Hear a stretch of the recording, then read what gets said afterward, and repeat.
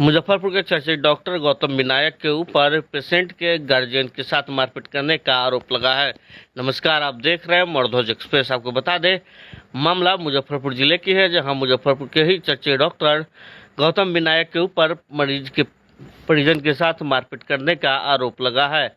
वहीं डॉक्टर गौतम विनायक ने बातचीत के दौरान बताया कि इसकी निष्पक्ष जाँच की जाए, और जैसा कि हम पर आरोप लगा कि हम नशे के हालत में थे, तो इसकी जांच हमने रात्रि को ही उत्पाद विभाग से करा ली है।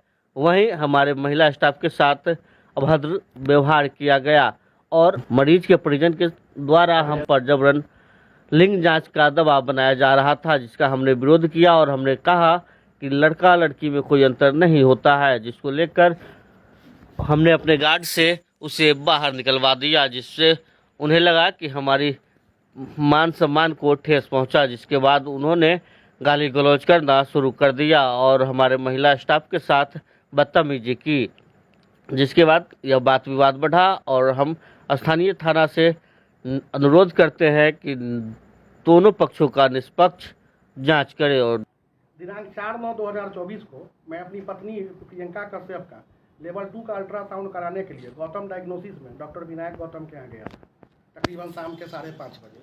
ठीक है, 6 बजे में डॉक्टर विनायक गौतम आए हैं, मेरी वाइफ का अल्ट्रासाउंड किया है। मेरी वाइफ का केस क्रिटिकल था, तो डॉक्टर विनायक गौतम मेरी वाइफ को और मेरी मदर इन लॉ को, मेरी सासू माँ को बोलेगा आप लोग बाहर बैठिए, थोड़ी देर में आपसे हम बात करेंगे।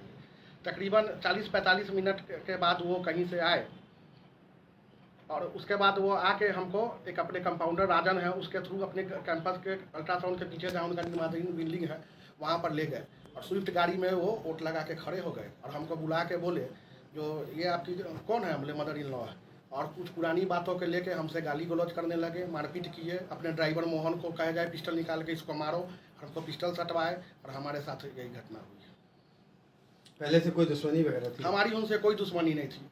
दिनांक सोमवार के दिन मेरी उनसे बात भी हुई है, वो हम उनसे समय लेके फ़ोन पर वो हमको बुलाए हैं, जब वेडनेसडे के दिन आइए, पटना का भी एक डॉक्टर को हम बुलाते हैं।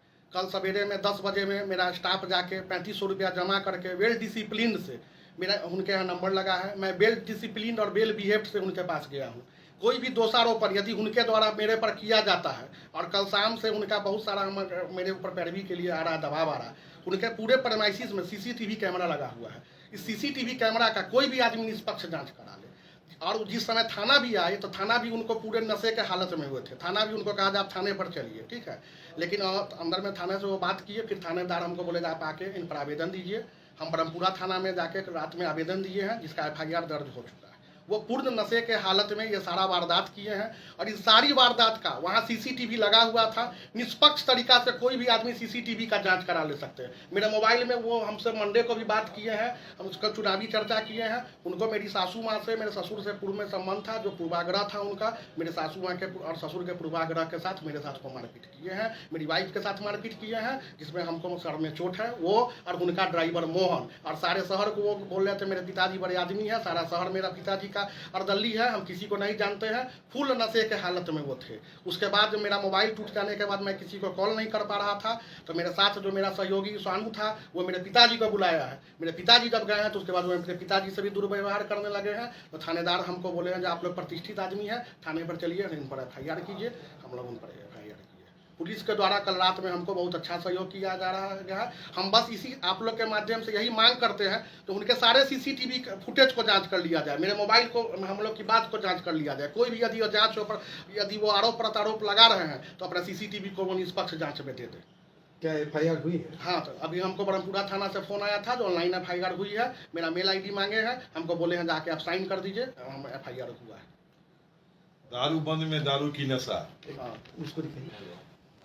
एक मिनट, बारी से कीजिए। उनको थानेदार कल ले भी जा रहा था थाने पर, हमको लगता है कि किसी के पैरवी के दबाव में उनको नहीं किया गया, वो पूर्ण नशे के हालत में थे। शराबबंदी वाले राज्य में वो शराब कैसे? वो पूर्ण, और किसी कोई भी आदमी उनका CCTV को निष्पक्ष जांच शहर किया में जाए। पता कर लीजिएगा वो कैसे शराब वाले हैं। क्या देखिए, नशे के हालत में चूर थे और पैसे के अहंकार में आ रहे, पूरा शहर को ही खरीद ले, हमसे ही बदतमीजी से बातचीत करने लगे। क्या मारपीट भी किया गया आपके साथ? नहीं, मेरे साथ मारपीट तो नहीं की, लेकिन लग रहा था जैसे खून कर देंगे, इस तरह से धमकी। हमको समझता नहीं है, शहर के बड़े आदमी है, 150 करोड़ का हम हॉस्पिटल बना रहे हैं, हॉस्पिटल बना रहे हैं, इलेक्शन फाड़ में जाए, ये सब शब्द का वो प्रयोग कर रहे थे। मेरी पत्नी, मेरी सासू माँ, उनको साथ ये लोग भी हाथापाई किए हैं। सारा फुटेज उनके में रिकॉर्ड है, इसका कोई भी आदमी जांच कर लिया जा सकता है। उनका ड्राइवर मोहन और बदतमीज है। शासन ने निष्पक्ष जांच करके दारूबंदी में दारू का खुला खेल हो रहा है। आपका क्या परिचय हुआ? मेरा नाम रत्नेश कुमार हुआ, घर रामदयालु नगर, जेनिथ पेट्रोल के पीछे हुआ। ये पुत्र हुए आपके? ये मेरे प्रथम पुत्र हुआ। मेरा मोबाइल तोड़ दिया, उनको देखा। मारपीट एक ही आदमी के साथ किया गया है। मेरी पत्नी थी, मेरी सास थी, और हम वहाँ पर पत्नी को इसके पत्नी को धक्का दे दिया। प्रेग्नेंट हैं, उन्हीं क्रिटिकल को दिखाने में क्रिटिकल केस है, मारपीट किया गया है। अगर कुछ भी होती है तो इसकी सारी जिम्मेदारी डॉक्टर साहब पर होगा।